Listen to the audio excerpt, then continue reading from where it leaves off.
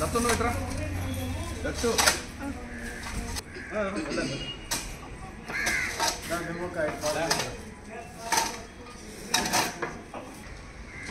బాలకృష్ణ లేదా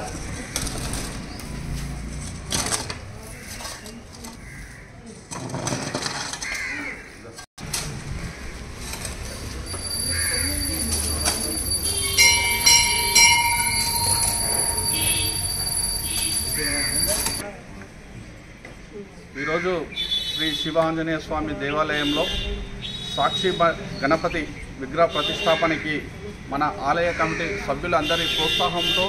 మరియు ఈరోజు పటేల్ రోడ్డు దేవాలయ అభివృద్ధికి గత కొన్ని సంవత్సరాలుగా ఎంతో కృషి చేస్తున్న కమిటీ సభ్యులందరికీ పేరు పేరున ధన్యవాదాలు తెలియజేసుకుంటూ శ్రీ శివ ఆంజనేయ స్వామి దేవాలయ ఆలయ కమిటీ తరఫున ఈరోజు Manikya Varma Mudiraj retired head master వారి పుత్రులైన మహేష్ వర్మ శ్రీధర్ వర్మ మరియు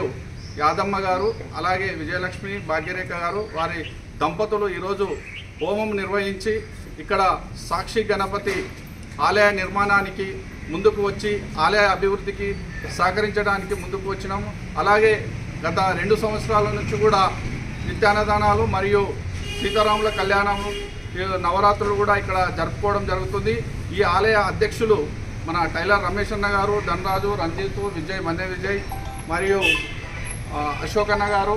నవీన్ గారు, తోటపల్లి లక్ష్మణ్, గోపి, మరి కిషోరయ్య గారు ప్రతి ఒక్కరికి పేరు పేరున్న ధన్యవాదాలు తెలియజేసుకుంటూ ఆలయ అభివృద్ధితో పాటు